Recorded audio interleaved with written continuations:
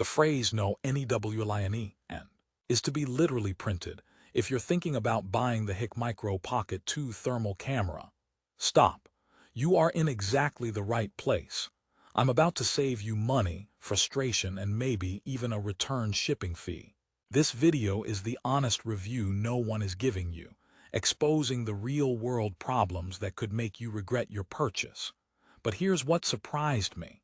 Despite all its glaring flaws, this device might still be the right choice for a very specific type of person. Therefore, stick around, because we're going deep into the annoyances, the specs, and whether the convenience is worth the compromise. For the best price, check the link in the description. Let's get straight into the problems, because that's why you're here. First up, that beautiful 3.5-inch touchscreen. Feels premium, right? But the operating system underneath is like a grumpy old computer that really doesn't want to be touched. Laggy menus, unresponsive taps when you're wearing gloves. It's got a temperature range up to 752 degrees F, but the screen's responsiveness cools down faster than my coffee. Trying to quickly adjust the level and span, a feature they brag about, can feel like a frantic game of whack-a-mole on a delayed screen. Now, the battery life. They advertise up to 4 hours of continuous operation. Keyword: continuous. In real-world use, flipping it on and off for inspections, that battery meter drops faster than my motivation on a Monday. It's a leading-class built-in Li-ion battery, they say, but the leading class must be from 2015. And if you're using that little LED work light to peek into dark corners, kiss another chunk of runtime goodbye. It's not a deal-breaker for short jobs, but for a full day in the field, you'll be nervously eyeing that percentage like it's the last slice of pizza at a party. Here's a joke for you. What did one battery say to the other battery while working in the Pocket 2? "I'm positive we're going to die alone in the dark." Speaking of working in the field, let's talk rugged and durable. They boast a 2-meter drop test and IP54 rating. IP54 means it's protected from limited dust ingress and water splashes. Notice it doesn't say rainproof or hose-proof. A light drizzle, maybe okay. A spilled drink, panic. That rugged claim feels a bit optimistic. For a tool aimed at contractors and inspectors who work in less than ideal conditions, that IP rating is the equivalent of bringing a novelty umbrella to a hurricane. It gives you a false sense of security right before you get soaked. But the biggest curiosity loop, the thing that had me scratching my head, is the thermal core itself. It's a 256x192 IR resolution sensor. That's 49,152 pixels. For thermal, that's decent for a pocket unit. The thermal sensitivity is less than 0.04 degrees C, which sounds incredibly precise. However, the actual image processing and software sharpening can sometimes make things look weird. You'll see edges that are almost too defined, like a thermal image that's been run through a cheap Instagram filter. It can make pinpointing the exact center of a heat spot trickier than it should be. But the sensor itself is solid, backed by a 10-year warranty, which is frankly amazing. So the problem isn't the eye, it's sometimes the brain. Let's dive into the features they do get right, because it's not all bad news. The 8MP visual camera that pairs with the thermal feed is genuinely useful. It helps you remember what you're actually looking at. The one-tap level and span when the screen decides to cooperate is a fantastic feature. You tap once, and it auto-adjusts the contrast to highlight problems. That's pro-level stuff in a consumer package. And the ability to record video is huge for documenting issues over time.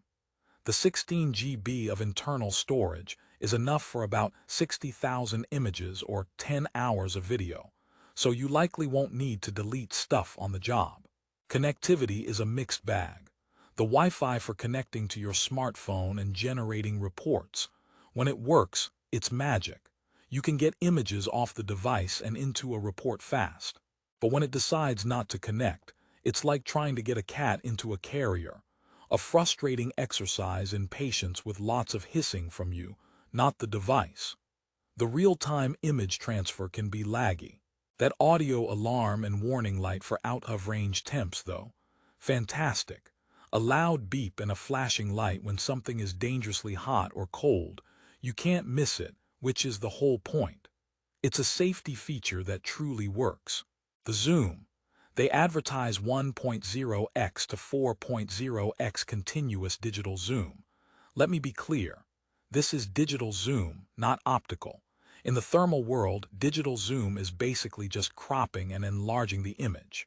It gets pixelated, fast.